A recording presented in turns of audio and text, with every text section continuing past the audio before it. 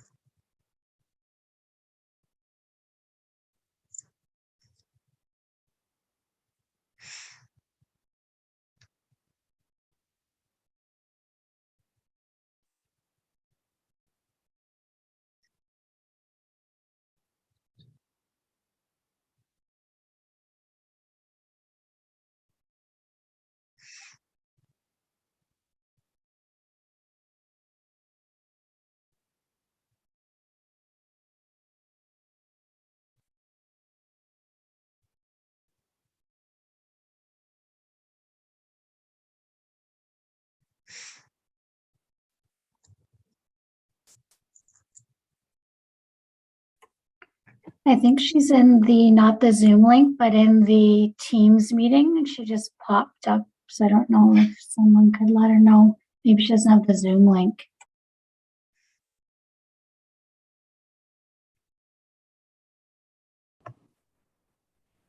Hi, it's Kelly here. The Zoom link is in the calendar invite as well. So if she was able to click the link on the Teams, right above that in the subject line is the Zoom link and in the details of the email. I've just shared the Zoom link with her too as well.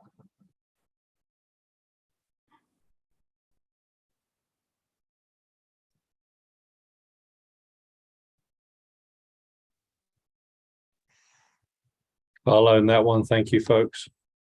We needed to switch from Teams to Zoom for the live stream this evening. So I appreciate everybody's flexibility.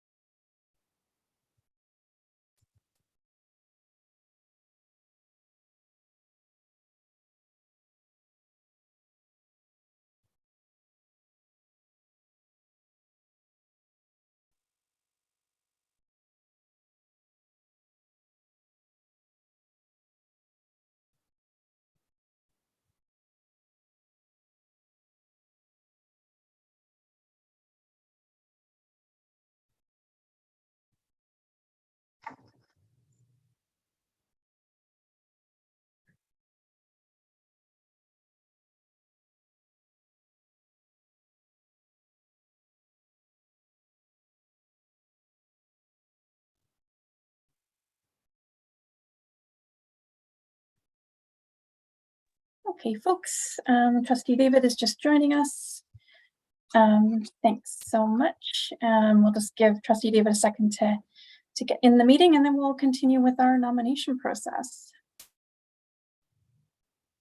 Maybe while Trustee David is just getting settled, I'll use it as an opportunity just to highlight a couple of things, just some information about this particular committee that might be helpful for folks.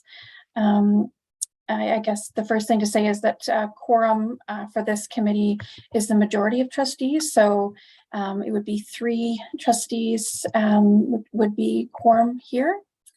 The other thing to say is that the purpose of each of the standing committees, so ed policy included, is firstly to clarify issues that need to be referred to the board for review and decision making, and then secondly to present policy recommendations for the board's consideration.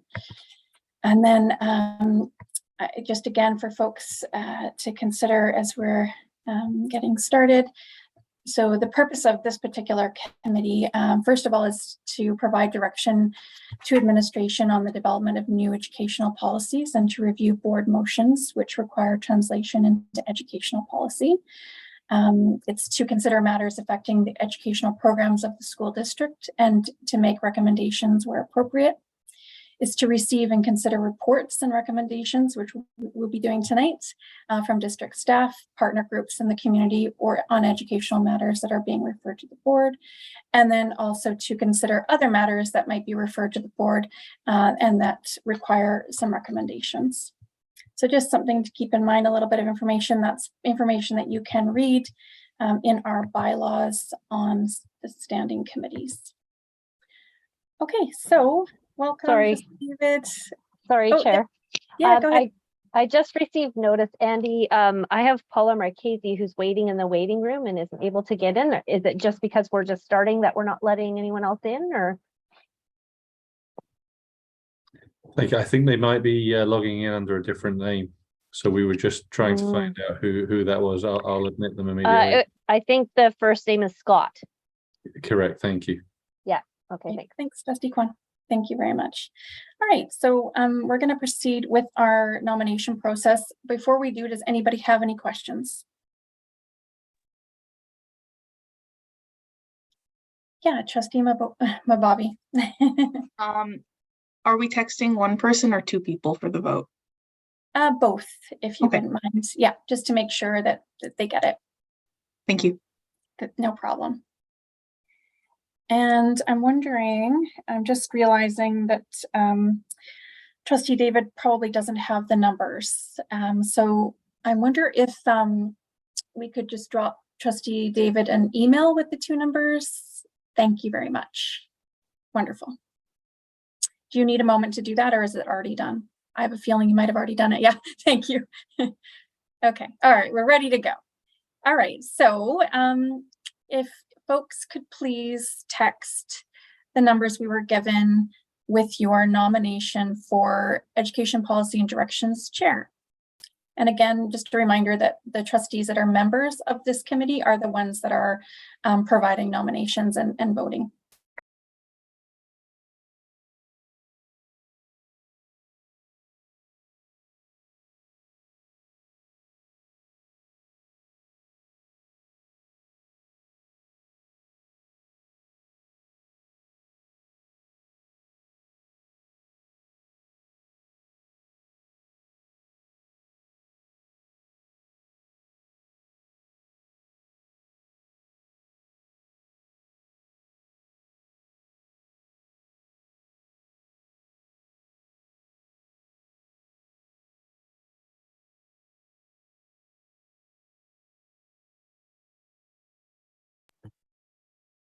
So just give one more minute to get your nominations in.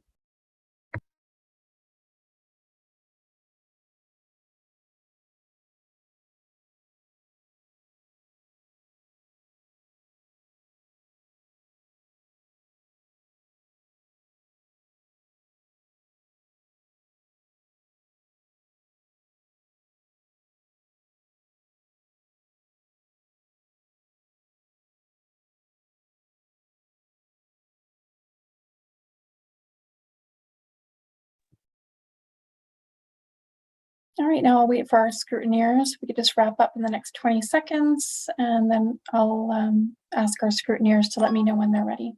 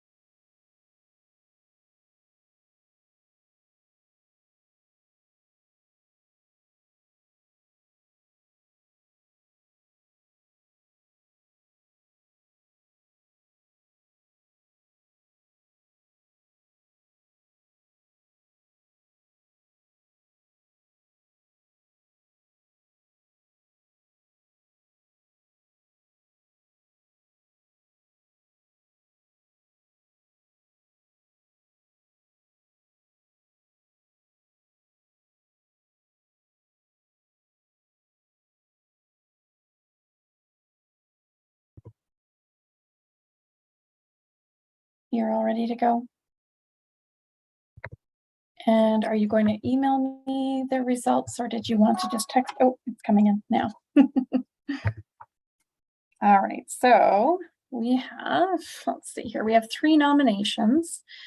So what I'll do is I'll call each of the nominees in order, and then you can indicate whether you accept the nomination or whether you decline the nomination. All right, so our first nominee is Trustee McNally. Trustee Thanks McNally. so much to my nominator, but I decline. Thank you, Trustee McNally. Our second nominee is Trustee Carmichael.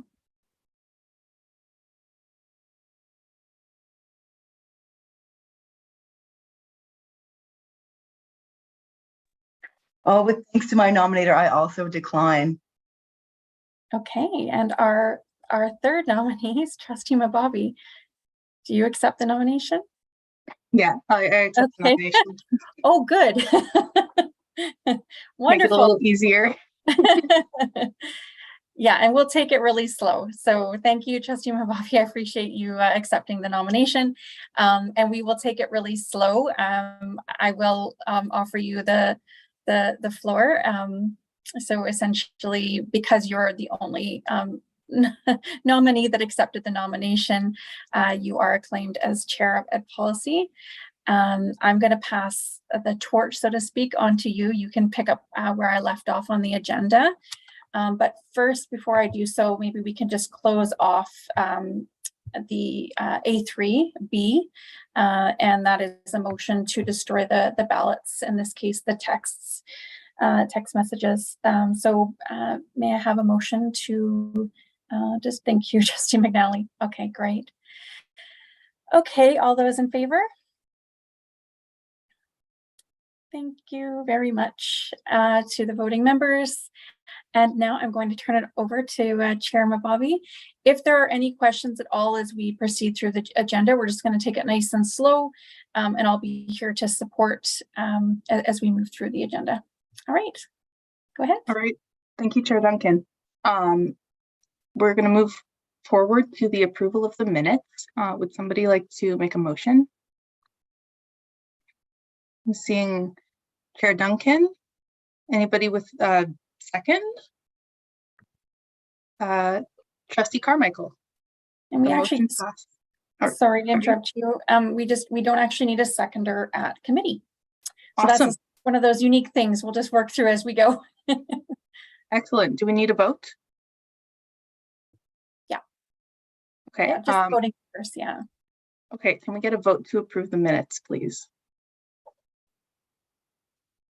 Looks like it passes unanimously. And any business arising from the minutes? Chair Duncan. Yeah, thanks. Oh, and I'm just Trustee Duncan. Trustee Duncan. Yeah. But thank you, I appreciate it. Okay, yeah, just one thing. So in our October 2022 Ed Policy agenda, we had a presentation under B1. It was entitled the Oasis presentation. And I wondered whether we could have staff just forward that presentation and the draft map onto the new board members. Yeah, thanks so much. And that was it. Thank you. Amazing, thank you. I have a question, Chair. Just reading through the minutes and with regards to Robert's rules, I just have a question. Is every school district in the province use Robert's rules, and is it a must? I asked because I dislike Robert's rules, but I was just wondering. I'm not sure, but maybe Trustee Duncan might know. Well, I don't know what every other school district does. I know that it's a very common kind of parliamentarian practice. It's just very common to use Robert's Rules of Order. I think what we'll keep in mind as we proceed as a new board is that the way that we use them, it shouldn't be, I don't think that they should be used in a way that sort of limits discussion or it, shuts down debate. So I think it's really about how we use it more than if we use it. Yeah, that was my concern, is that it can be interpreted in a way that could silence important debate. So I just wanted to question that. Thank you. Thank you for bringing that up. With everyone's permission, I'd like to move to the next item in the minutes, presentations to the committee. And I'm actually not sure who I'm supposed to pass it over to.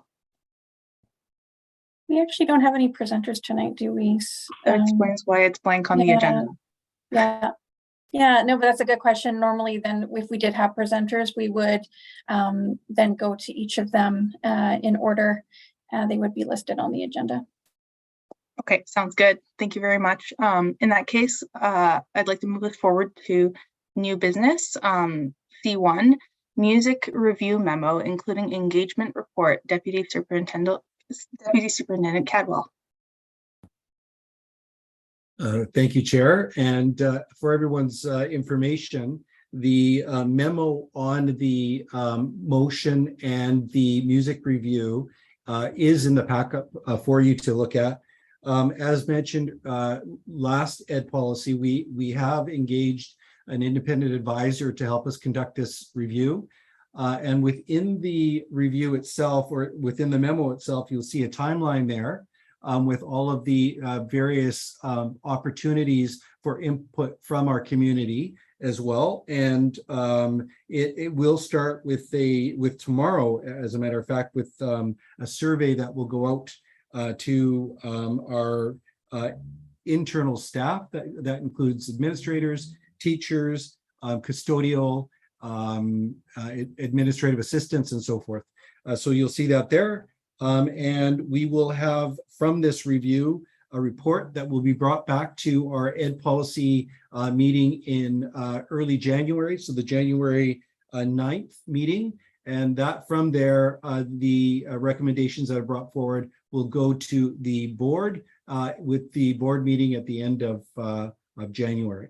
So again, for your information, it is there.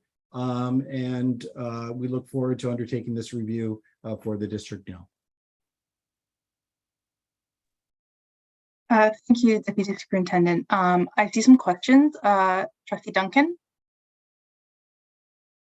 Yeah, thank you, Chair. I just wondered who we have retained to undertake the review and whether we could get a little bit of information about the scope of their work. So through the chair, the person retained is Mr. Murray Harris. Mr. Harris brings 35 years experience in teaching and administration. Many of those years within the Greater Victoria School District, including French immersion.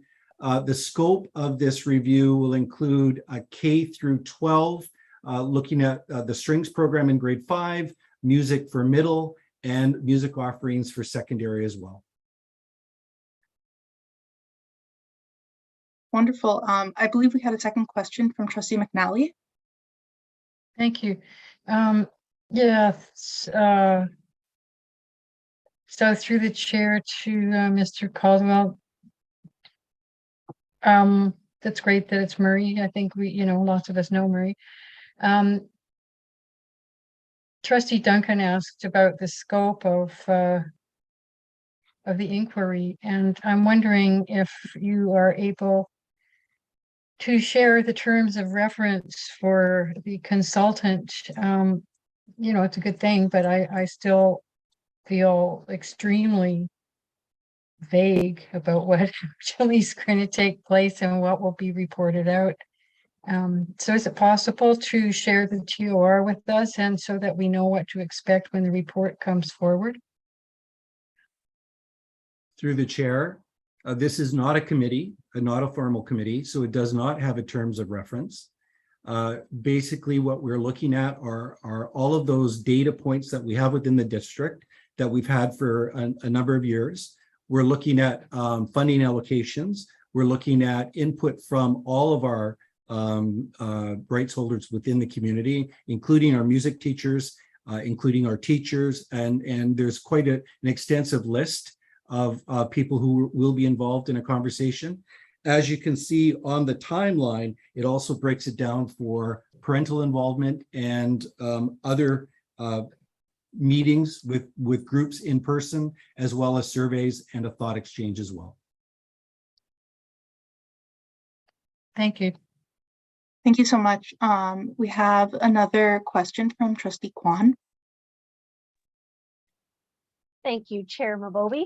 I won't be too long. I know there are members of the stakeholders that are here asking questions too. I actually have 3 that came up just from this process timeline. So through you maybe to Deputy Superintendent Caldwell. Now my first question was really just about the scope of the review. I know that the motion at June's meeting was actually just for elementary strings, so just wondered how it came up about that it went from elementary strings all the way to the K-12 music program. I think it's great. I just wondered how that thought process went. My second question was, I don't see any kind of consultation with students here, and I wondered if that was something that you had thought about. And then the third question was actually just about the thought exchange. I actually thought that at the end of the budget process last year, that thought exchange was something we weren't going to use anymore. So I just wondered how that was going to be used and whether it was an extra budgetary consideration that we had to think about since we don't have it in the budget anymore. Thank you. Through the chair, what we heard last year again through budget process is that it was not just about grade 5 strings, that there was a bigger conversation that needed to be had. And we thought it was prudent then not to just focus on K-5 strings as part of the review, but really to include them all levels so that we get a robust package of information for families or for the board to consider as well. So that's why we did not just grade 5 strings, but all of music. The other piece, thought exchange, I'll go to that one first. Thought exchange, we still own the license for the remainder of the year, and that's why we're still using it. So we have it, so we're going to use it up until the license expires. As far as student involvement goes, yes, we're looking at other options for students, including potentially round table to have a conversation regarding music as well. Thank you, Deputy Superintendent. It looks like we have a couple more questions. I'm not sure which hand went up first, though. Paula Marquez. Great, thank you. Thank you, Chair. I'm here on behalf of VCPAC, and we do have just a few questions about the music review. Traditionally, the district, when they conduct a review, usually a committee has been gathered of various stakeholders and other people who are involved in the process. And at this point, it doesn't appear that that's the trajectory that this particular review is going to follow. I will say that as a parent, the thought exchange, I'm just wondering if you might consider doing some other consultation with parents other than a thought exchange, just because I think it is just by giving those tweet answers, it is very difficult for parents often to give substantive feedback. And this is an issue that, as the trustees and staff know, has been very, it's been an issue that has been very involving for parents and students as well. And I think it's really important to have a parent voice be heard. So I'm just wondering if you might consider another consultation method other than thought exchange for parents. Through the chair, we do have an opportunity for some in-person interviews that will happen and invitations will go out for those in-person interviews, and VCPAC will be a part of that determination when it comes to those interviews. And that's again, if you see the timeline there underneath independent advisor conducts in-person meetings, that's where we're hoping to get more family involvement in a conversation, if you will. That's great. And is there any consideration from Mr. Harris to possibly consider more of a committee structure for feedback, just so it will involve the various stakeholders and have more of a consultation rather than him talking individually to each of the partner groups? Well, just to be clear, this was a motion for a review that didn't say that it was a committee. The idea was we would undertake a review, and this is our process for that review. Bringing the various groups together, surveys, deeper conversation, thought exchange, all part of that process for the review, which we feel would be a very fair way of getting data, which we are going to combine with data we already have. So we have a lot of data that supports music going way back, including 2001, where a review was done at that time as well. Great, thank you very much. You're welcome. All right, we have time for one more question from Trustee Duncan. Yeah, thank you, Chair. I just wanted to go back to the question of terms of reference versus letter of engagement. I suppose what I'm hearing from at least some of the comments and questions that we've had via email and also tonight is that there's a wish to have a sense of the scope of Mr. Harris's work. And I appreciate, because we're not organizing ourselves in a committee, and so we don't have a terms of reference, really what we'd be looking at would be the letter of engagement between ourselves and Mr. Harris, outlining the scope of the work that we're hiring him to do on our behalf. And so I'm wondering if we could provide the piece from that letter of engagement, which outlines the scope of the work that he'll be engaging in, just so that everybody is clear on what's happening and what the scope of that work entails. Yeah, we can certainly provide that letter. It basically is stating some of what you see right there in the memo, which includes that the review will involve an in-depth look into the past and current music programming using district data, examining the alignment of music delivery with the K-12 arts education curriculum, examining strengths and their stretches in delivering music to students in the district, and applying a culturally responsive and equity-seeking lens through that review. Certainly there is a lot of room here within the review to get a broad perspective and a very pointed perspective from those that have a lot of information to share regarding this review as well. Thank you, Deputy Superintendent. I would like to move us forward to the next item in the agenda.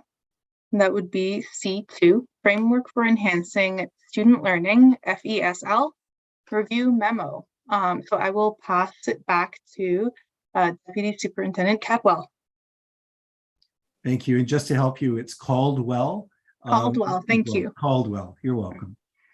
Through the chair, you will see in the pack up there that we have a memo that really is there to bring up to date those new trustees in the Ed Policy Committee. So we've done a number of presentations that were set out with the old board, but will continue through this year, representing the work that we as a district are doing. And that includes your role as a trustee, as well as the work that we do in association with the ministry, as well as the work we do as a district as well. So all of these pieces are have been started from the beginning of the year in September.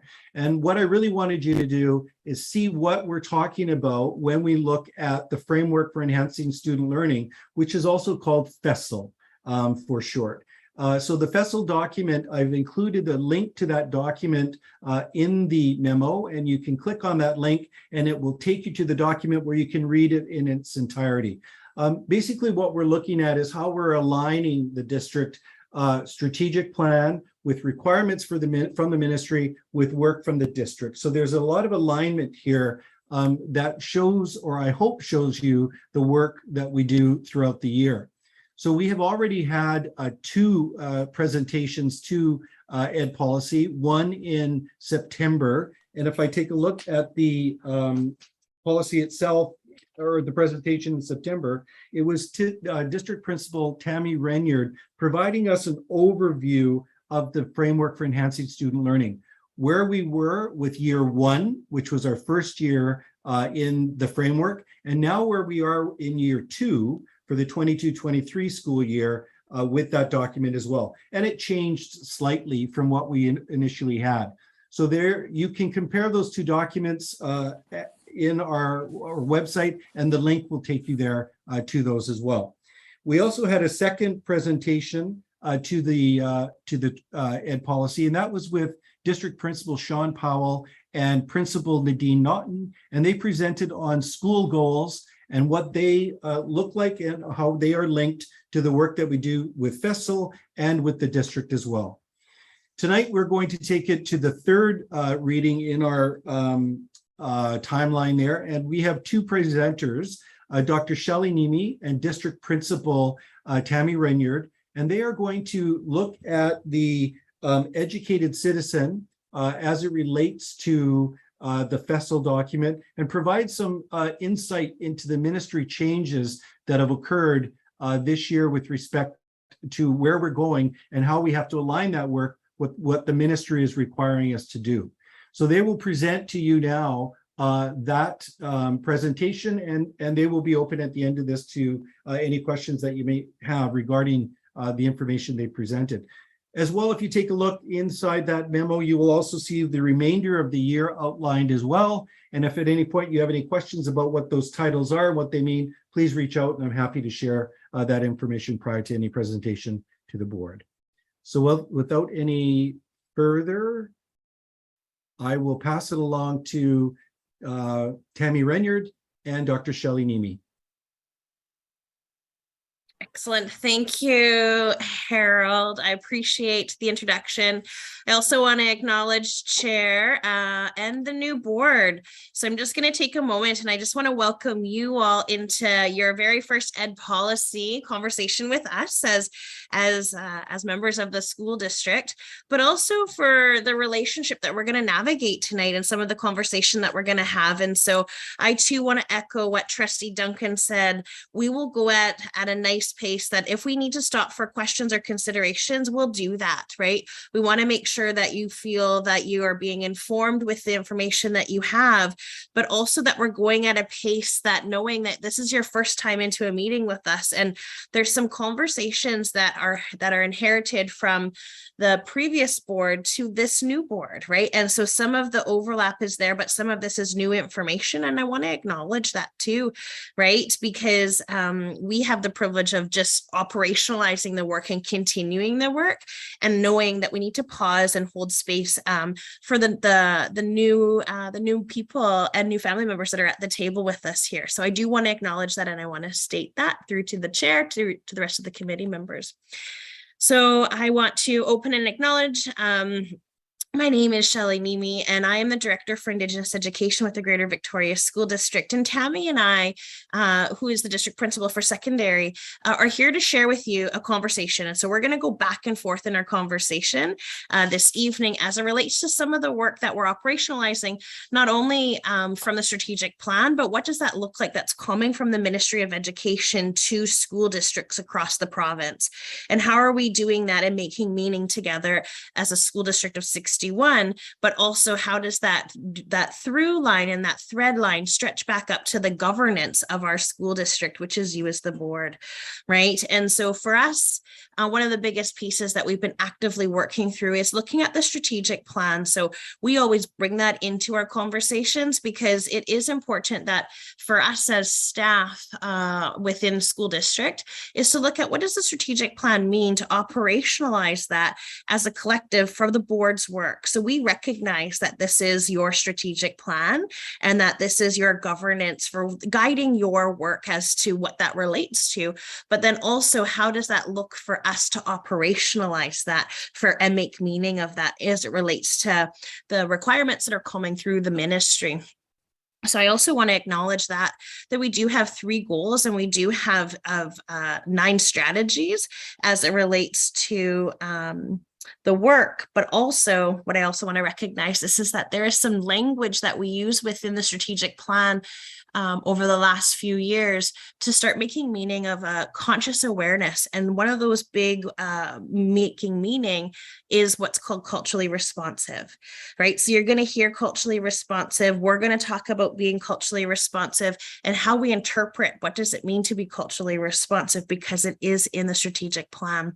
And I want to say, I guess the the umbilical cord for us of being culturally responsive is, what does that look like for the recipients of the service, right? So the recipients of the service, and who determines that is the recipients, which are our children and our families that we're serving as a school district. And so as we make meaning of that, how does that look and reflect within not only the strategic plan and us operationalizing that, but also in the work that we're going to share with you this evening, and also in the work that's yet to come too, because we know that there's work ahead of us as well. So I'm going to pass this to Tammy to talk a little bit about what does it mean to be an educated citizen, and how did that come from the ministry, and how are we starting to connect some of that and continuing to connect some of that as it relates to back to not only the strategic plan, but also for some of our requirements at hand. So I'll pass that to Tammy. Okay, thanks, Shelley. Welcome. And I'm just going to bring this up. So as you can see, this is a graphic that is shared on most ministry documents, and some of you may be familiar with it, but we just wanted to walk through some of the pieces in case you're not. Student success, always in the center of the work, and you will hear us often refer to holding children in the center of the work. We believe that that is critical. And then wrapped around student success is the educated citizen. And so what that means is it looks at intellectual development, human and social development, and career development. So if you've had a chance to look at the FESL document, you'll see that we've organized FESL under those three kind of umbrellas. And those three pieces have been consistent in the ministry language for a really long time.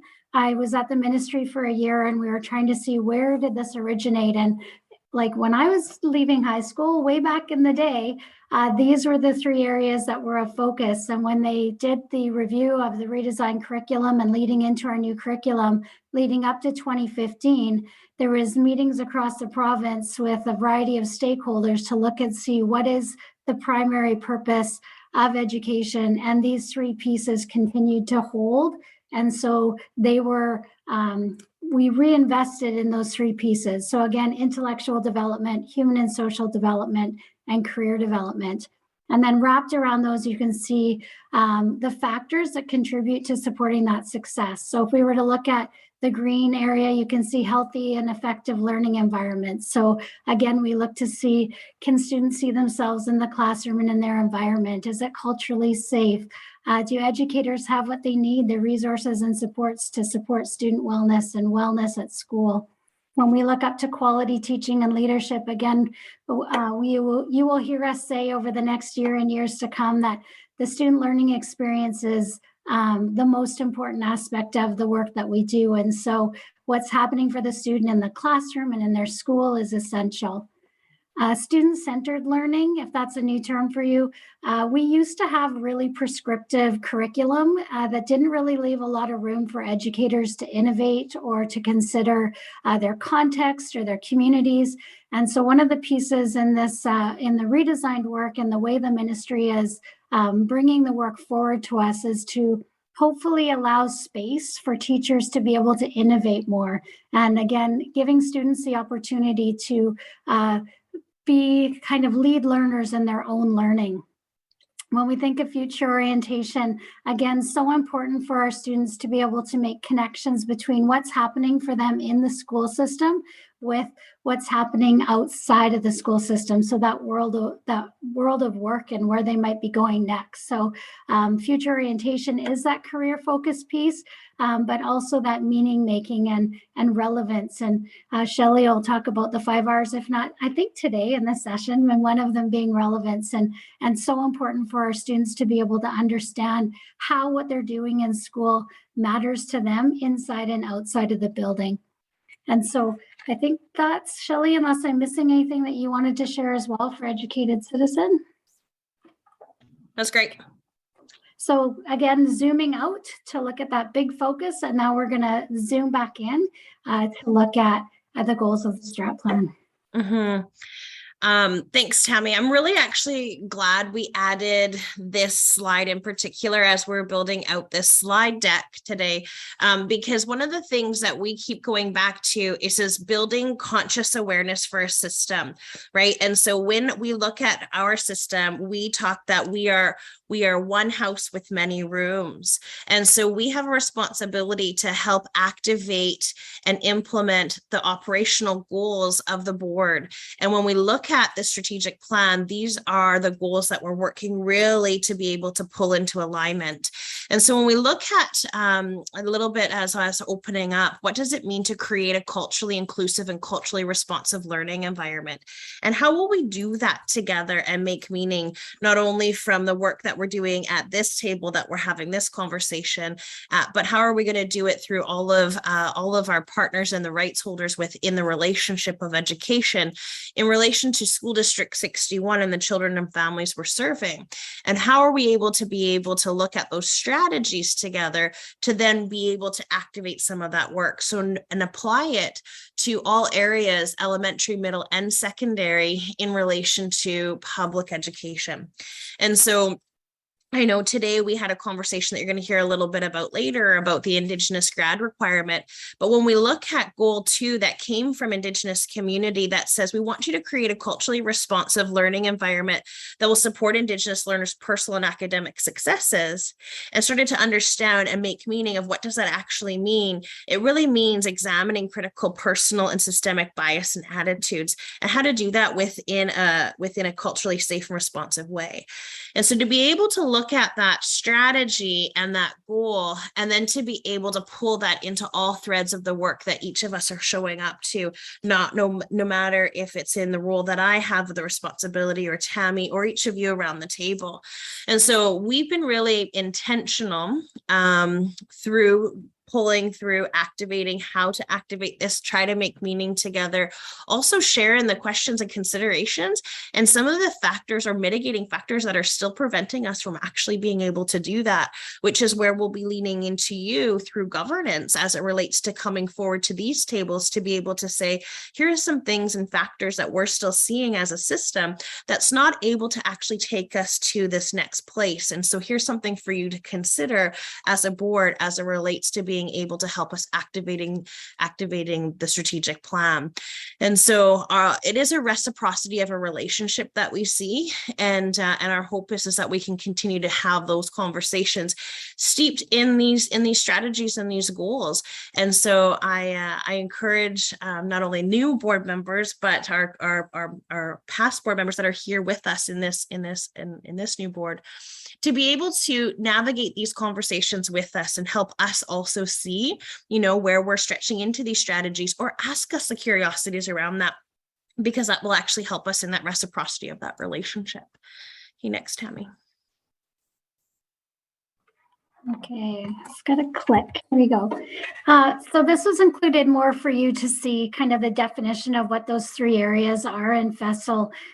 When you look in intellectual development, it just kind of outlines those key pieces that the hope for the system would be. And so that analyze critically, reason, think independently, acquire basic skills of bodies of knowledge, those pieces are aligned in our curriculum. And they're also aligned through what you can see some of our objectives are in the strat plan, and then again with FESL.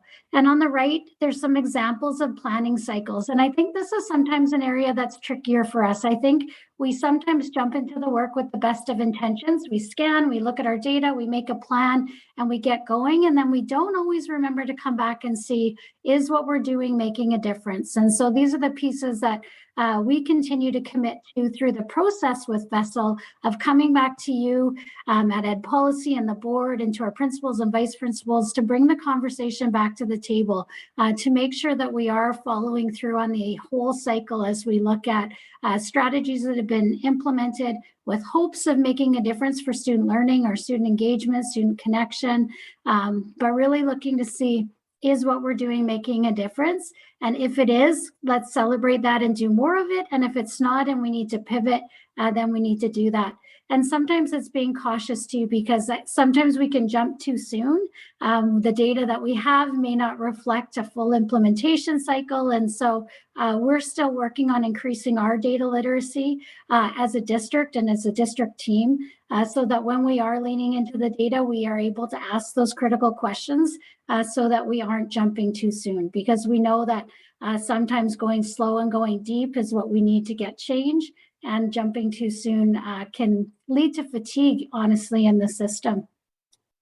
And so again, these are just two samples. The one on the bottom is one that's often used with our schools. That's called the spiral of inquiry. You may hear that through other presentations throughout the year. Shelley, anything you wanted to add into that one? Okay, so some changes. So you know, what are some of the things that are impacting our system right now? So the redesigned curriculum, we keep calling it the redesigned curriculum, but really it's been here for a while.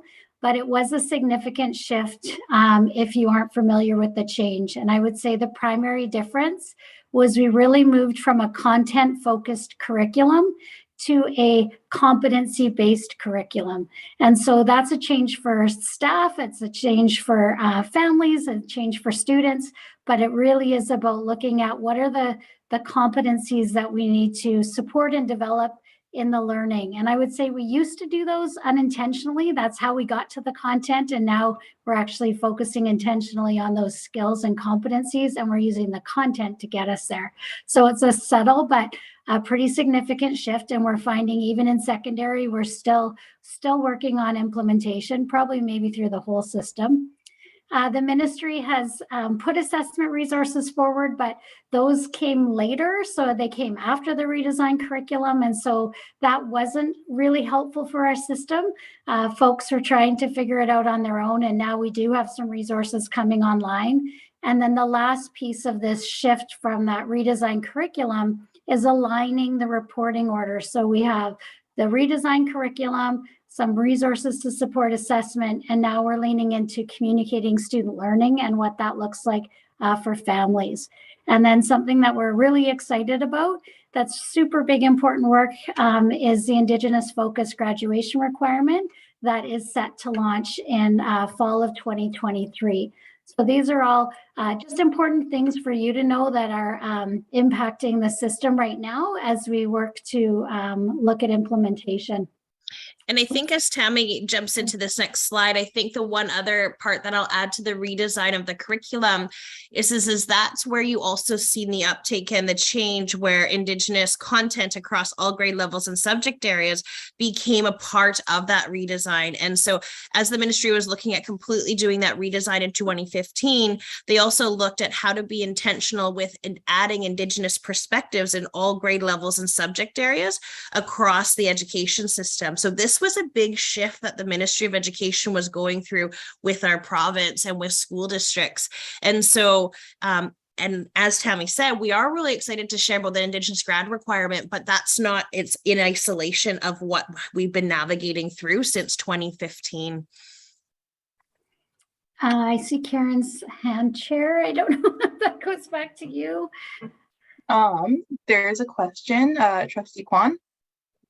Yeah, no, I really appreciate this. This is actually very interesting and very helpful.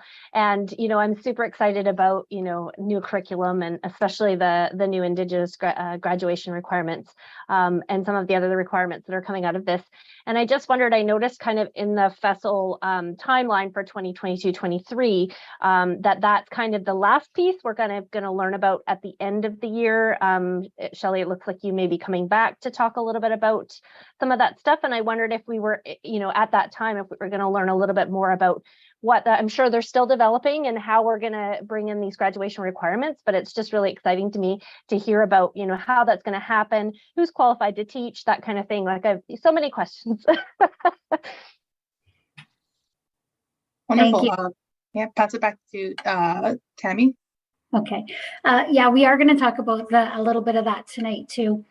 So reporting on student learning, that change piece for families, this really is both a philosophical and a practical shift. So what happened with the way that we were communicating student learning before, teachers were trying to look at a redesigned curriculum and implementation that was really about competency-based and trying to align how we were traditionally asking folks to respond with letter grades from 4 to 12, and using a not yet meeting kind of language in our earlier years. And so the shift is really about moving to a strength-based language that better aligns with the curricular competencies so that all children can see themselves in the learning, and that when we're communicating to parents, it's also coming from that strength-based lens. But it's tricky because families really know, like if I'm getting an A or a B or a C+, families know that language. And so some of our tensions are, how do we navigate, how do we communicate effectively and help folks understand that really the hope that this isn't less rigorous. There's this perception that when we move to proficiency scales, which I will show you what the proficiency scale looks like, that somehow this is less rigorous. And we really want to work with the system to understand that really we're looking at ways of having all students know every child comes to us with some strengths and talents and abilities in all different areas. And so they fit on the scale. It's not a deficit model where students don't show up on the scale. Everyone is on the scale, and our job is to nurture and grow and support students in moving forward. And so I think as we navigate this, I think it's going to be really big work. It's been work that's been underway for a couple of years already. We've been looking at making sure our IT and the team in IT has been looking at making sure our tools align so that teachers will have what they need to be able to use the tools to report in this way. We've been doing lots of professional learning about understanding assessment and communicating student learning through this lens of proficiency scale. And we work closely with JCCI with GVTA through a subcommittee on K-12 reporting to help us make sure that we're understanding where it's tricky in the system and what language needs to be changed. And they've asked us to support consistency across our district. And that's something that we recognize as important as teachers move from school to school. How do we have some common language and common supports? So continuing to build out resources. An example today, secondary was working on this as one of the options on the Pro D Day today, and leaning into this work and looking at, okay, this only is a proficiency scale K to 9, but what if we wanted to use it 10 to 12? What would that look like? And then how do we work towards converting in grades 10 to 12, a grade would still be required. And so I would like just to jump out of the presentation and just share a quick 5-minute video with you that puts teachers and folks in the system in the conversation. So I'm going to stop sharing. I'm going to remember to share my sound, and I'm going to pray to the tech gods that this is going to work. Okay. Karen Kwan, I can see you. Can you just give me a heads up if sound works?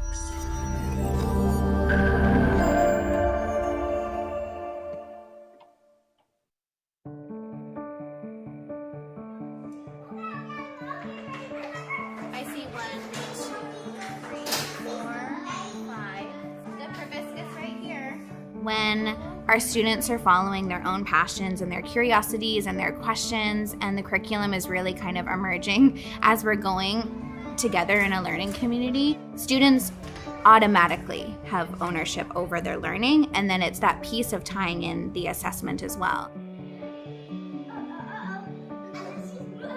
We've learned over the last 40 years that students need to be part of goal setting, making plans, trying out those plans, but then also monitoring how things are going and adjusting and adapting what they're doing in relationship to the goals that they've set.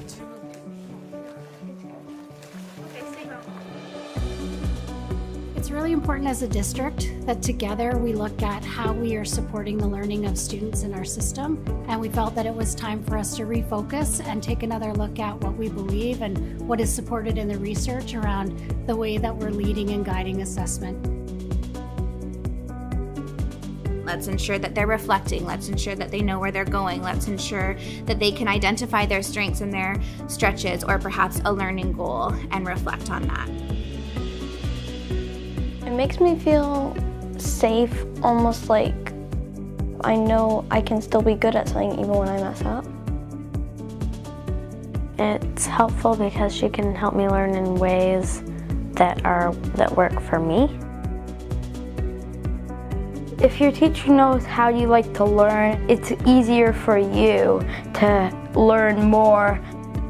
You'll just have more fun learning, and you'll probably be more motivated to go to school in the morning.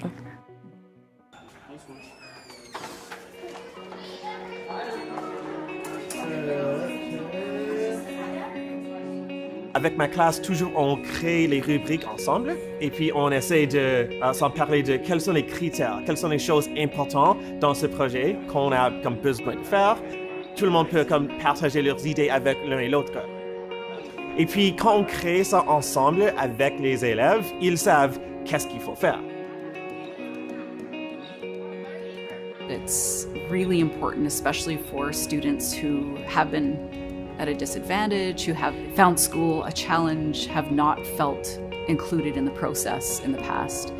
And this is a way of wrapping assessment around them and helping it support them instead of shutting them out. You know, it goes back to, I guess, my years as a youth counselor, where you find a gift and nurture it. And the gift may be very tiny, but you still can start building on that. We realize how many students are in the schools and the diversity of each school. And not all students are the same. You know, they're still working at being humans.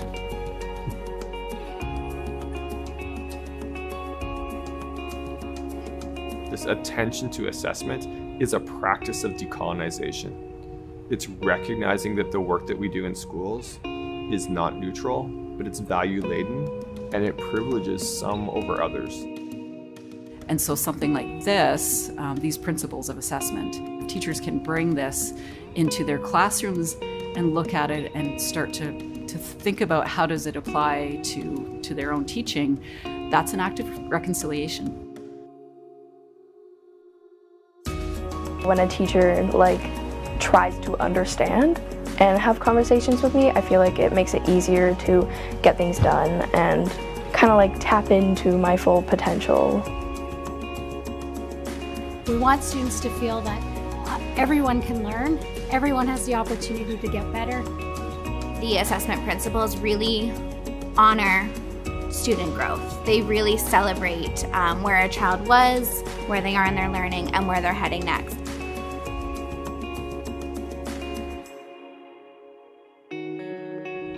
It's important work.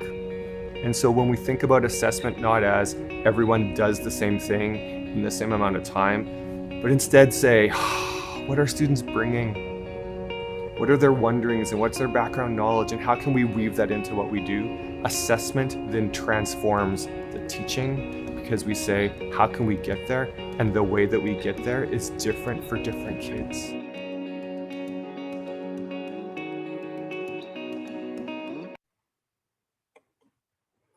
I'm just going to bring up the other deck. So as a district, I'm just going to go current. These are the principles of assessment, and I hope that you can see through the video how this tool, the principles of assessment, when we look at, Shelley pointed out, that lens of culturally responsive teaching and learning throughout the STRAT plan. This is an example of us operationalizing the STRAT plan and looking at ways to use assessment as a tool to better connect students, to have students see themselves in the work and really look at prioritizing learning over a grade or the mark. Like, this is really about having students see themselves as learners and be part of their learning journey and moving them to kind of activators and people who have agency and know that when they leave the system, they have the ability to engage and learn and get better. And so these are new. They're going to be rolling out soon.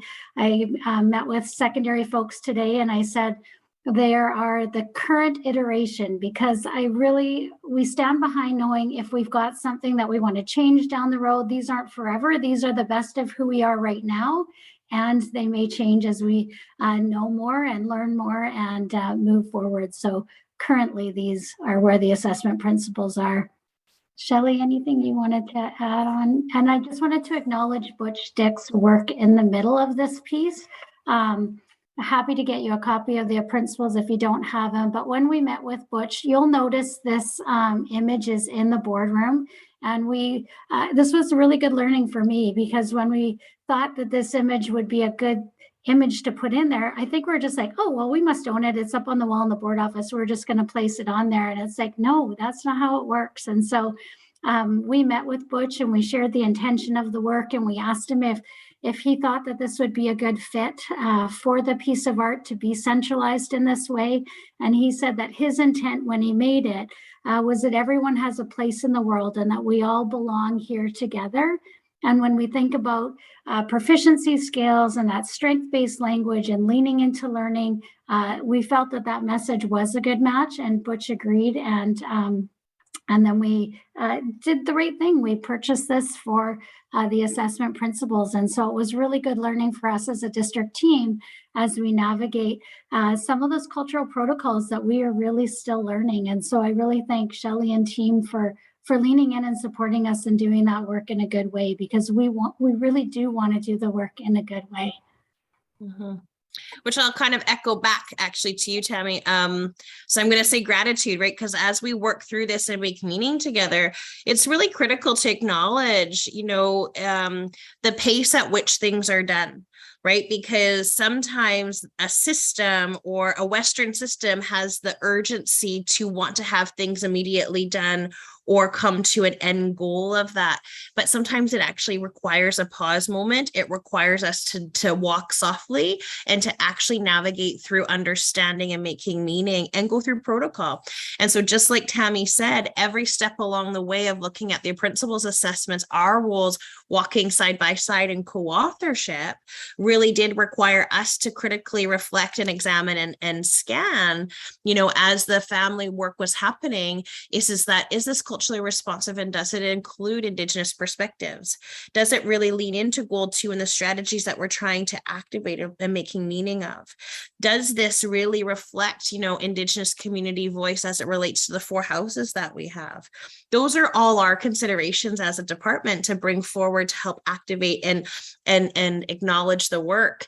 And so when this is now at the place of where it's ready to come out and be activated, I feel really congruent to be able to say that, yes, we actually have done this in a good way. And we've done this in a good way, not only as a school district, but we've done this in a really good way as members of family within the school district to be able to activate and make meaning of it. So we can stand behind it as an entire family, the board, staff, senior staff, to be able to say, we know that we've gone through these pathways and processes. We've stopped, we've paused, we've considered, we've worked, we've made meaning. We didn't take a rushed approach to this, which all I think, models why I think we're trying to shift and activate the way of how the redesigned curriculum looks, right? How we're taking the time to be able to activate it, but then also aligning the processes that are required now to support it. And so I think that's where I echo back to you, Tammy, also in the work of district team in relation to with the department, but also with the community and with the work that we're doing with the board. And so I have a lot of gratitude. I am incredibly proud of where we're at with these principles of assessment. I'm excited to see where they take us and we can start to make meaning together, but it is important to acknowledge that and to say it out loud and uphold that and stand up that work. So I will say that as we transition to the next slide. Shelley.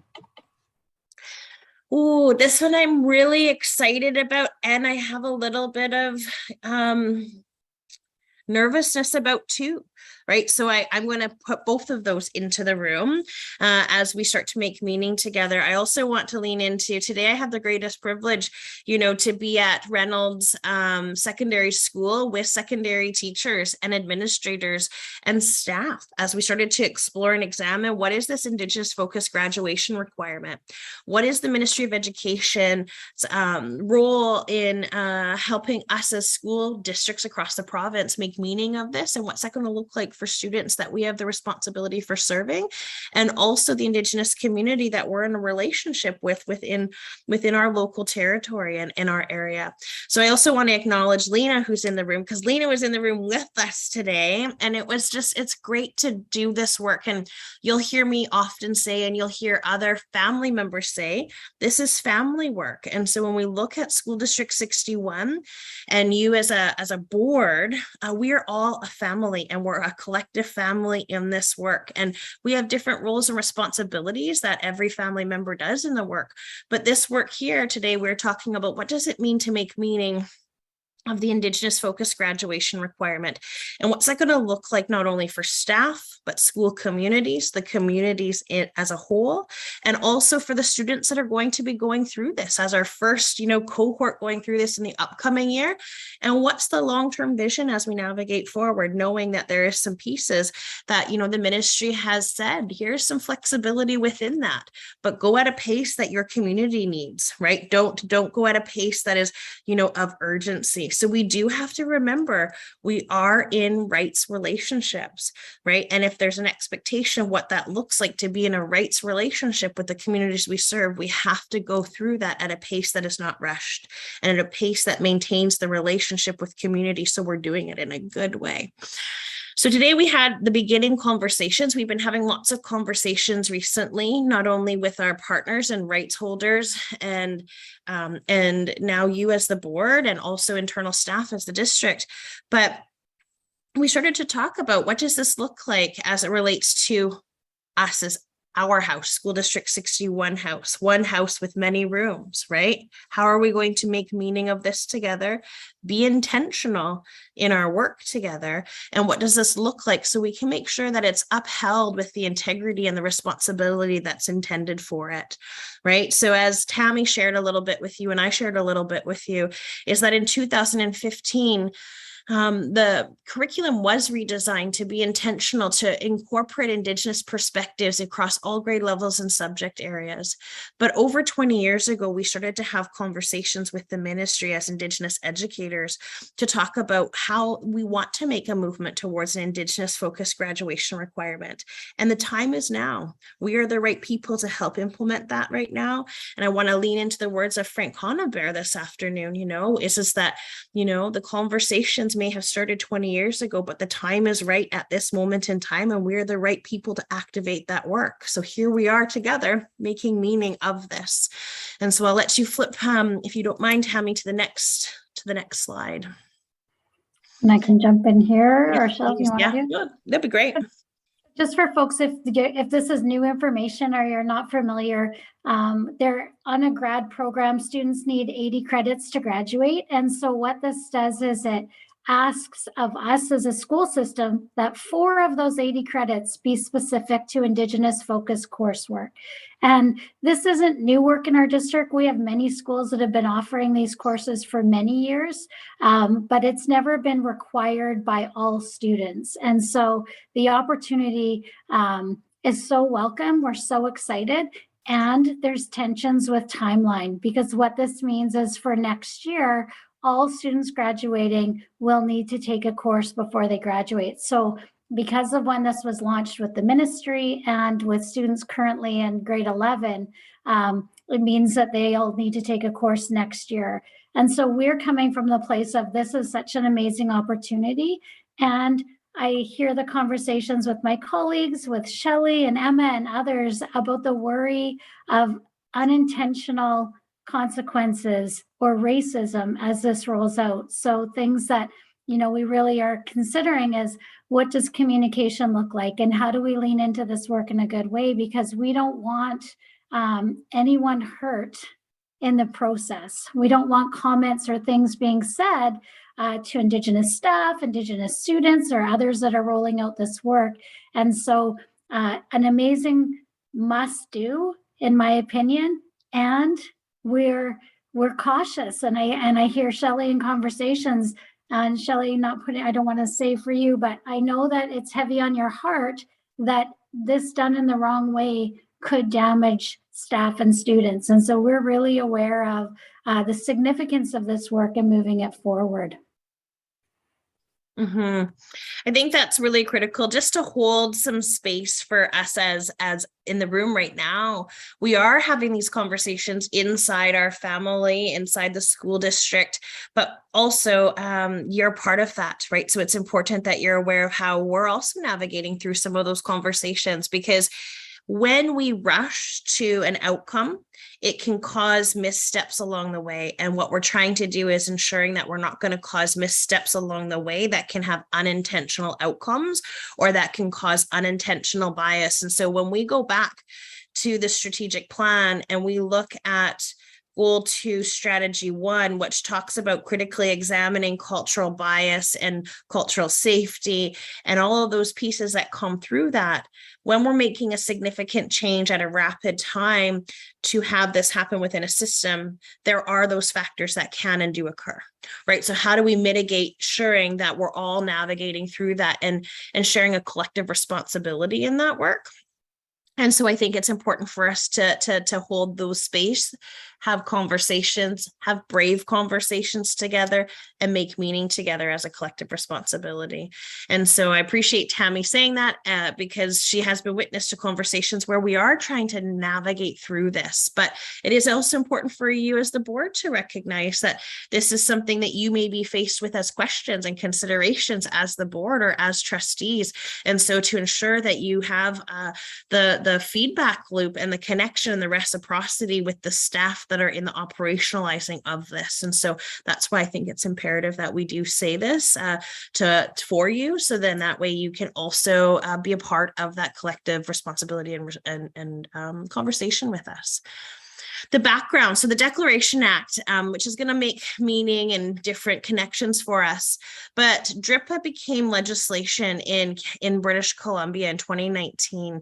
And part of that is we've been talking about what does the draft action plan for the rights of Indigenous people look like? And where are we as it relates to when we're looking at truth and reconciliation, or we're looking at DRIPA, or we're looking at the calls to action, all of the pieces of governance and legislation that leads to and says, here is the right for Indigenous people to have a pathway to seeing themselves in education. And this is what that looks like, and this is how we make meaning of it. So we talk about that the action plan actually includes the commitment to implement a mandatory course or a bundle of credits related to First Peoples as part of a graduation requirement. So this is the ministry pulling through in that Declaration Act the requirement to say, as boards of education, as school districts across the province, here is a responsibility, and here is one of the ways that we're going to be able to do that. And so this is how we're inheriting some of that collection, is because it's that through line through what we've been asking for and what community's been asking for, and now that's come into legislation and policy. Okay, we can go to the next slide. And this just outlines the partners. So we recognize that this is an important next step in truth and reconciliation, and it does align with the commitment of educated citizen that we opened with. There is that through line from the ministry, formally supported by the BCTF, BC School Trustees Association, BC Association of Institutes and Universities. And so we do have some courses already in place. There is the opportunity in the future to create additional courses that are localized. Again, we're doing that work in a thoughtful way. We won't be rushing any curriculum forward. We want to be really thoughtful about community and engaging community in that work. So yeah, we just bring this forward to say that everyone, I think, is on side with the work, and we're tentative, cautious, optimistic, forward moving as we keep going. Shelley, anything for you, or do you want to jump into some of our planning? Yep, I think we can jump into the planning. What you see here is how our metaphor that we're using in our school district. We definitely shared this with our colleagues and our friends today, as it relates to stepping into the canoe, pulling forward together. The time is now, right? Because when we look at this as a metaphor, it really is saying that you've all been handed a paddle. We all have a paddle in this work, right? And we're all actually in the canoe together. However, some of us might have different roles and responsibilities of what our work is to pull and truly pull that canoe forward. We're a coastal community. And one of the things that we know very much is that what it requires to actually pull together in tandem to have proficiency with that polling, it does actually require all of us to do that collectively. And so that there's going to be opportunities that we've been navigating in co-creation, right, between Indigenous and non-Indigenous departments, right, about what does that look like and feel like for us to activate the work, but also all equally participate in that work. Right. And so we have opportunities that we've come forward, and we're looking at all participants are required, you know, as part of the opportunity. This is that we had our Pro D Day today. So that was offered to all. We're going to have an IED department, so Indigenous Education Department. IED stands for Indigenous Education Department. IED weekly office hour. We've recognized that there is a lot of curiosity, questions, wonderings, and fears from some as it relates to questions around activating Indigenous content inside a curriculum. What might that look like? So we're starting a weekly office hour. It will always be online because we know that we can't make it to every school community, but we can provide an opportunity for school communities to come and join us in circle and virtual sense. And so we're going to offer a weekly office hour. We're going to create and this was shared with our group today. We need to have an educator network for current teachers that are teaching these classes, or that are interested in teaching these classes, or eventually interested in developing classes. But we need to create an opportunity for people to come together, to be in space together, to make meaning together, and share and brave conversations together as they're navigating through some of, you know, their findings or wonderings or curiosities, or still structural pieces that we have to bring forward to you as the board that we're still navigating, that maybe aren't that we're still bumping into, that aren't actually supportive of the work. And so that's the making meaning of that. The May Pro D comes as a direct relation to when the curriculum and the revised curriculum had moved forward, that the Ministry of Education had put forward that there will be one Indigenous focused day as part of the BC Tripartite Education Agreement that will focus on Indigenous learning. And so in our district, we've been intentional about choosing May because we don't want to compete with the October Pro D Day, and we don't want to compete with Tapestry in February. So we felt that May was the best fitting because we wanted to make sure that there was the opportunity for all to participate. When we think of some and we think of few, we also think about, you know, I want you to position yourself into the metaphor of pulling in a canoe, and what that requires to, you know, sometimes to be the stern, right? Sometimes to be, you know, the caller, sometimes to be the participant. And so when I look at actually this young lady who is part of our Big Canoe program on the bottom right-hand side, right? Her responsibility was to call and welcome us upon shore, right? And to announce us as a family and to acknowledge her family that's in the canoe. And so she had a big responsibility. And so some people, or few people, you know, in the work might have responsibilities that they're going to take that on for their school community or for their departments, and they're going to be taking up that work. And so we do have to organize ourselves in a way that says some of us will be participating in some pieces, all of us will have a paddle. What does that look like for us? So we are going to create opportunities for department heads. We're also going to have inquiry grants for schools. We're also going to co-create, and I'm going to look at Lena for a second because we're going to work together. This is co-creation. We have to co-create the conditions of what it means to have a JCCI subcommittee. What does it mean to have a department head think tank? And we're going to, the Ministry of Education is providing an opportunity for some to come together from school districts as they make their way around the province. And so that's not us putting that on, that's us responding to the Ministry of Education for an offering that they have. And so as we look at this year and we look at how are we going to pull forward together, we did really thoughtfully put some considerations onto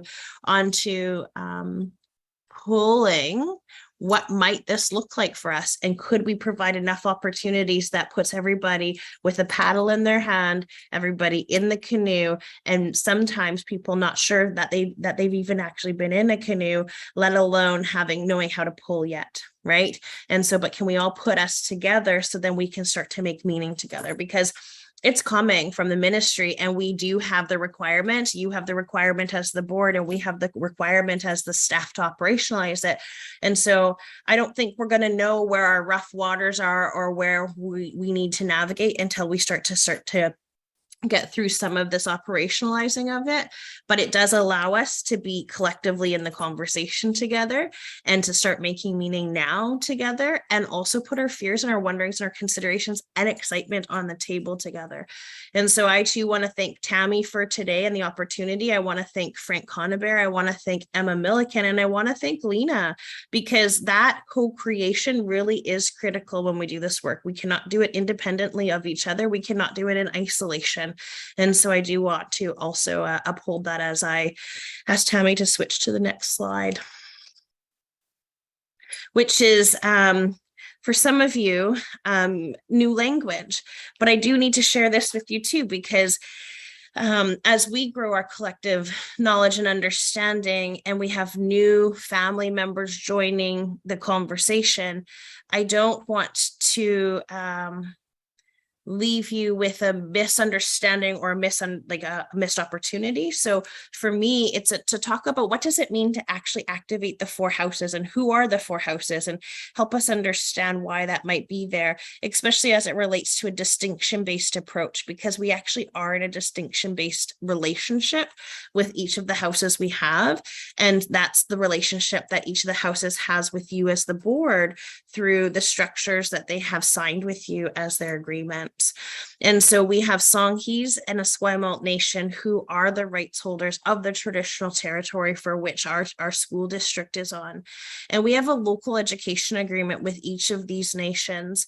And the local education agreement is really imperative for you to know that the reason why we have a local education agreement is because this is the purchase of education services to the school district from the local nations that we serve.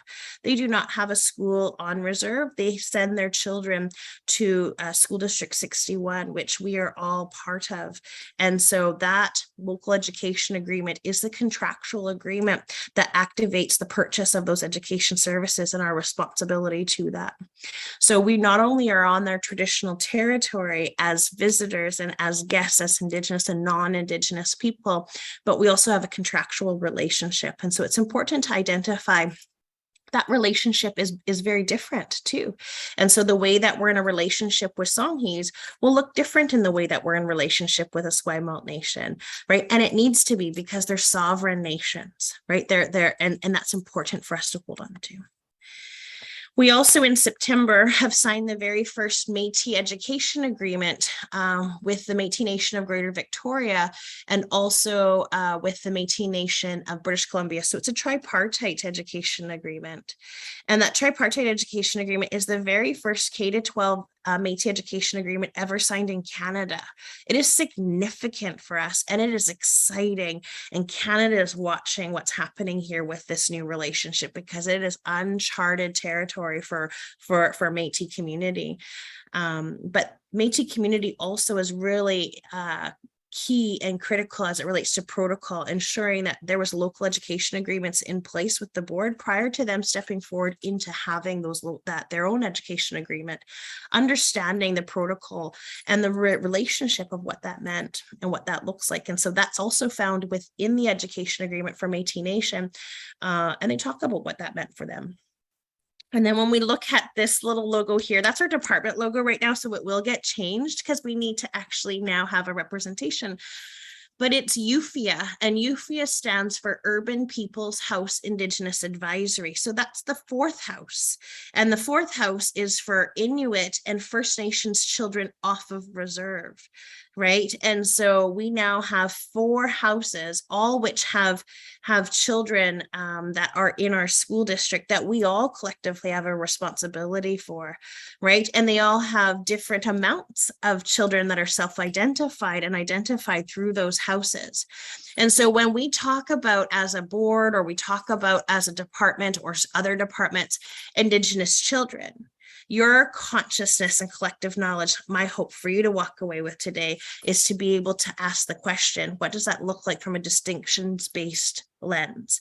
So when we look at the graduation rates or the completion rates of Indigenous children and we state them annually, what does that look like for each of the houses? And we should be able to identify that for you, because we are in a distinction-based relationship based on the DRIP action plan, which also comes back to the Indigenous graduation requirement.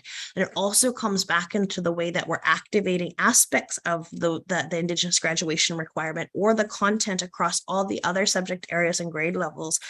But for us today, it was also important as a new board to reaffirm this understanding, so then that way you can ask those questions or ask us those questions, and to make sure that we didn't miss the opportunity to share that with you, which is what I'll put you in closing. So this artist is Rain Pierre. This is an image that's used with the BC School Superintendents Association.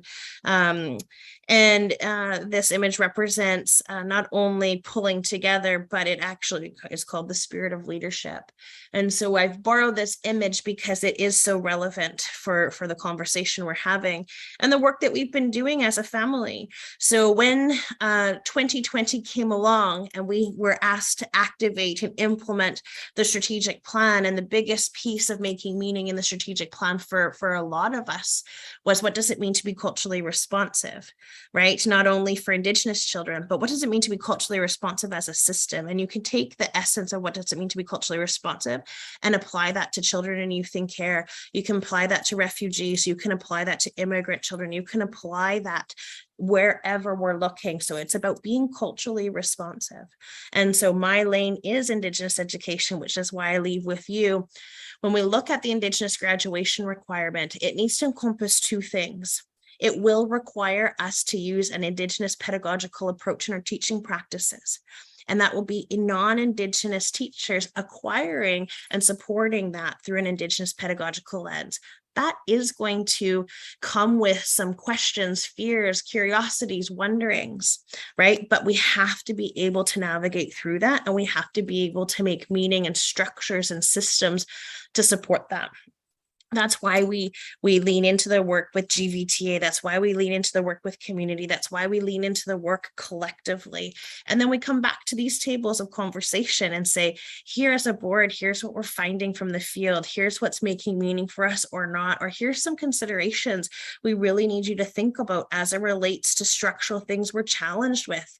And we're not the governance of the system, but we pass it to you with the best knowledge that we can.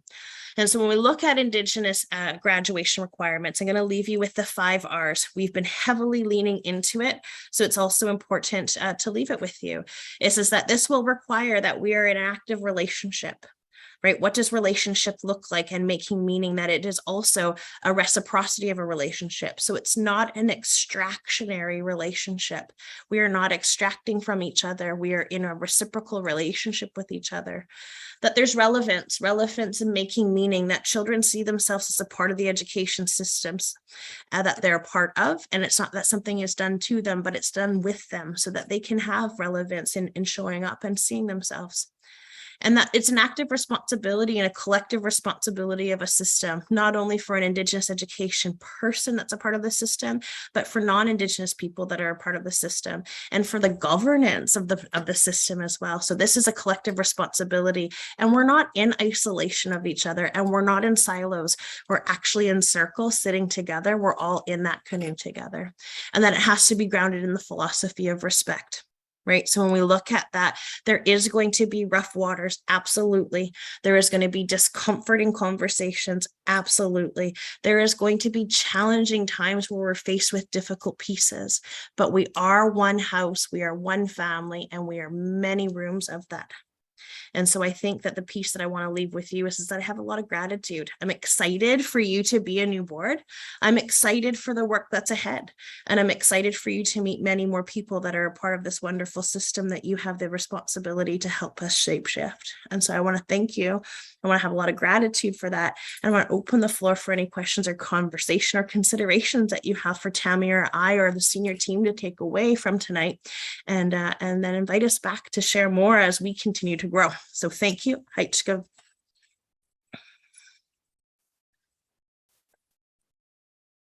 Thank you so much, Dr. Nimi and Tammy Rainyard. Are there any questions? Trustee Gagnon.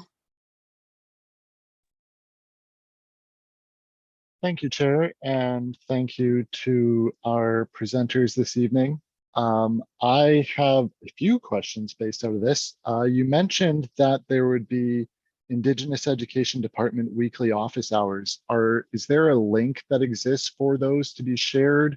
I'm just interested. I was poking around on the IED website and I didn't find it. So if that's available to be seen, that would be super.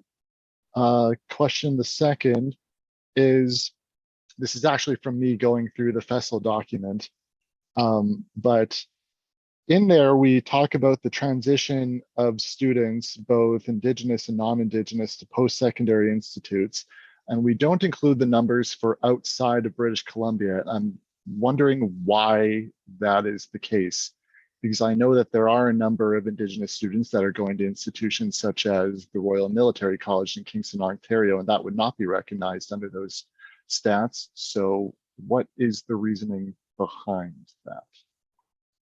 That data isn't communicated with us from the ministry, so they communicate within the BC. So we do know, and I know that when Pathways and Partnerships come and present as well, Lindsay Johnson is a great person to connect on this. It's definitely a frustration because we do know that we have many students who access education outside of the province, but that information isn't communicated to us in any accessible way. Without kind of individually trying to track, unless, and maybe one of Deb or Harold, am I misspeaking? But that was my understanding. Yeah, so the data that's provided back to us from the ministry does not include any student who leaves the province for post-secondary, and it is something that I think has been brought up by all districts. So they are actively looking at it because it doesn't always represent what is occurring within the system and outside of the province.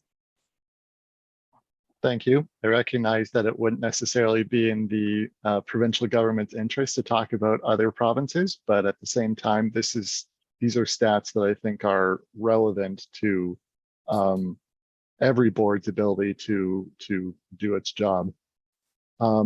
Third and final question, and I apologize for taking up time, but for the Indigenous education requirement, are students that are currently in the school system able to take these credits so that they could apply them for the 2023-24 graduation class?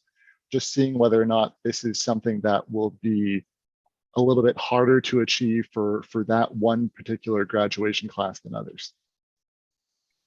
In some schools, there is the ability for students to take that. In some cases, we have students who have probably taken multiple courses, but I don't think it's possible in all of our schools this year. Thank you. And to answer your first question, it starts in January. And the reason it starts in January for our office hours was to make sure that our staff had the ability to actually navigate through to see if this is what they truly wanted to participate in, because it will require their time to organize, because it won't just be a person. We're going to organize it by level. And so they've got their order in who's going to take on the rotation of that. And so they've also asked that it not start till January, because now that they feel that they've got a good group for that, they're ready to roll, but they're not going to roll out till January. Thank you. You're welcome. One more question from Trustee Duncan. Yeah, thank you, Chair. And thank you to you both for the presentation and the very thorough report. I was very glad to see in the timeline that there's a review set for June. I think that will be really helpful just from a governance perspective to give us a little bit more space and time to consider the FESL work before September, the end of September, when it's due to the ministry. I had a few questions. One, I just wanted to touch base on distinctions-based reproach and relationship. I had to educate myself on what that meant, but I suspect that there might be a few folks around the table that may not be familiar with that terminology, but I think it is so important because it does go to the heart of, some of the points you were making, Dr. Nimi in particular. But I wonder if we could pause and just and just reflect on that distinctions-based approach and what that means from a practical point of view for the benefit of the committee. Sure.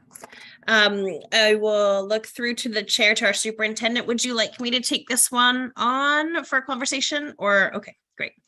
I don't mind. So thank you. Thank you, Trustee Duncan. I do think it's a great and critical question.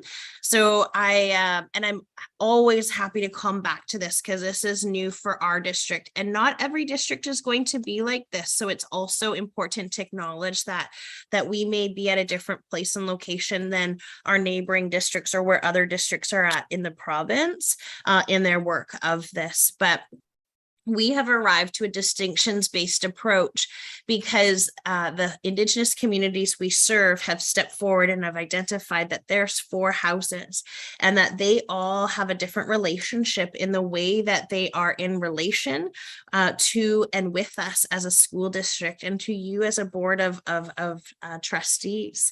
And so we do have an agreement with each of the houses. But aside from that, where that should take us in our conversations is really looking at when we're communicating, and when I say we are communicating, it's either the board as we're communicating through reports like FESL, right? Or as we're looking at conversations that we're participating in as staff through the agreements, if it relates to meetings or requirements or reporting, that the Métis, I'll use Métis community and Songhees Esquimalt and Eufia, is when we're looking, if they're in each of their agreements, they say that they would like their children to be at grade level for literacy by the end of grade 3. We're not generalizing our approach for all Indigenous children at the grade 3 level. We're looking at what does that look like for Songhees children at the end of grade 3? What does that look like for Esquimalt children at the end of grade 3? What does that look like for Métis children at the end of grade 3? And what does that look like for children off of reserve at the end of grade 3? And so when we come back to you as a board and we're navigating in conversations at any table that we sit with you, aside from us being Indigenous education department, but it might be pathways and partnerships, it might be elementary, middle, or secondary, or it might be your senior staff, and they're talking to you about a distinctions-based approach, and they're disaggregating the data to be able to say to you that the completion rates for, and I can just share this as an example, the completion rates for Indigenous students last year in Greater Victoria School District was 50%. So 50% was general Indigenous students completing school in the Greater Victoria School District in comparison to 90% of non-Indigenous students. So we look at the inequity gap that exists between Indigenous and non-Indigenous students, but what also we need to follow up through is what a distinctions-based approach looks like for completion rates for Indigenous students. And then so we can be able to make meaning and say, this is what this looks like for Esquimalt students completing high school. This looks what it looks like for Songhees, for Métis, and for Eufia. And then we also can look at distinctions-based data as it relates to going into schools and looking at data in schools or by levels. So if we wanted to look at that at a level, elementary, middle, and secondary, or we wanted to look at schools and completion rates by schools. So there's lots of ways to take that approach to it, but it's really important that we do, because distinctions-based data is actually in the draft action plan for DRIPA. And it says that we would take a distinctions-based approach to the way that we're in relationship with the Indigenous communities we serve. And that's for us to be able to start to activate. But because we have the agreements in place for each of the houses we work with, it does allow us a pathway and a framework to be able to make that meaning. Where we're now working is with the IT department to be able to look at and I look at Andy, because Andy and his team has just been so incredible. So I have to acknowledge and gratitude here, because the system, the public education system hasn't always been ready for a distinctions-based approach. So they generalize Indigenous people. So where Andy and his team have been able to really support the work of us moving forward to a distinctions-based approach is saying, what are we faced with as structural barriers and mitigating factors that don't allow us to do that? And Andy and his team have been able to navigate through and help us find that, and then start to work towards recorrecting that. So then that way we can can come forward with the information for you as the board, for the governance conversations that are going to be required to have or that you're being asked of. And so I hope that at least puts a little bit of a foundational conversation for us today, but I do appreciate the conversation and the question, Trustee Duncan, because it will become really critical for us to know that, but also to support you and your fellow trustees when you're asking those questions. And so thank you very much.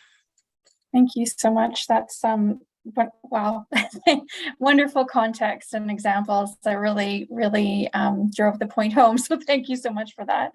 The other thing that really jumped out at me from the presentation was back to proficiency and assessment. And this idea that we are constantly monitoring and adjusting, but being mindful of not jumping too quickly at the same time. And I think that is, that planning cycle. And I can't remember what page of the presentation it was, but the planning cycle graphic, I think, is particularly helpful just to frame that governance piece of where we as a board fit into those discussions. And, I'm looking forward to having some more conversations as we grow into this sort of FESL reporting and reviewing and monitoring process, because there are pieces, that we as, elected officials hear out in community from members of our learning community about, their concerns and some of those impediments, those blockages, if you will, in the system that might be, impeding their particular students or them as a student, their success. Everything from, around not having an EA, a replacement EA, or not having a consistent presence of an EA where a student can build a relationship with them. Other things around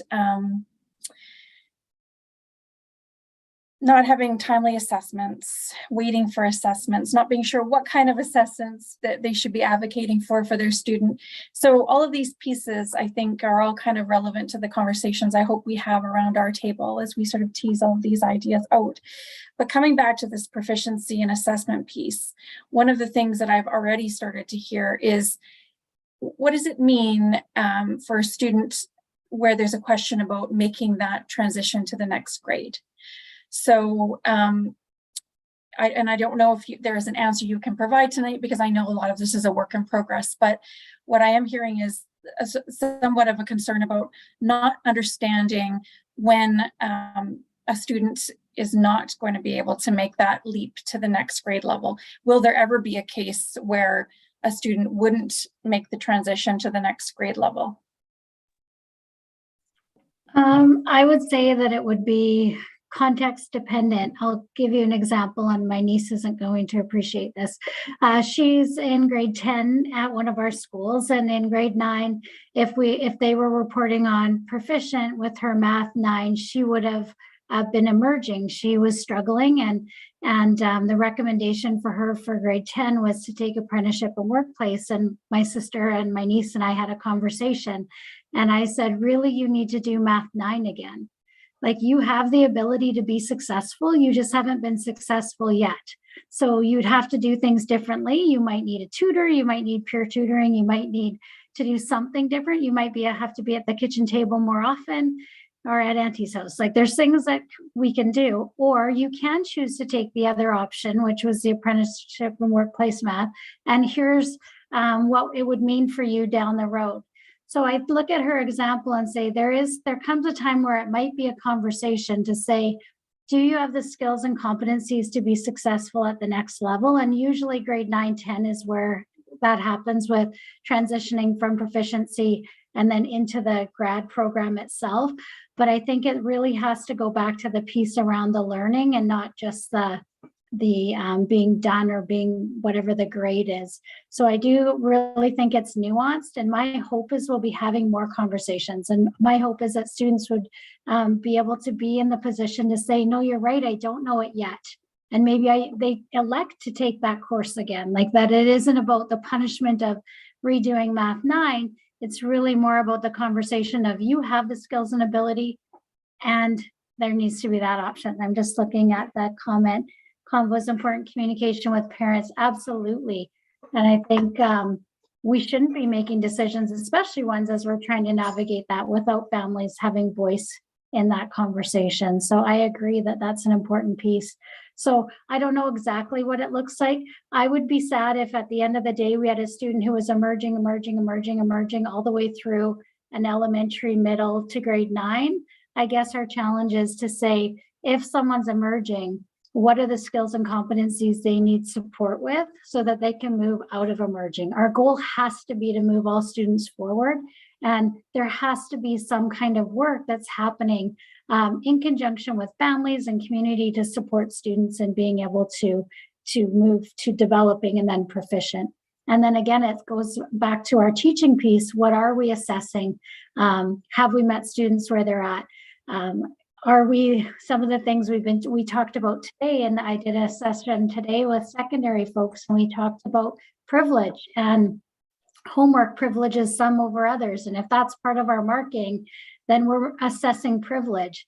Are we assessing privilege? Like, these are the things that we need to be talking about as we look at our assessment practices and really getting to what is in the intention of that student learning.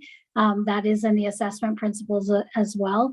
So it's tricky, Nicole or Trustee Duncan, but I think it is that piece of having the conversations and making the decisions with the child and the family, having voice. No, I really appreciate that. And I know you're in the middle of this kind of transition into this, and it's exciting work, but there, like as you say, there's these nuances.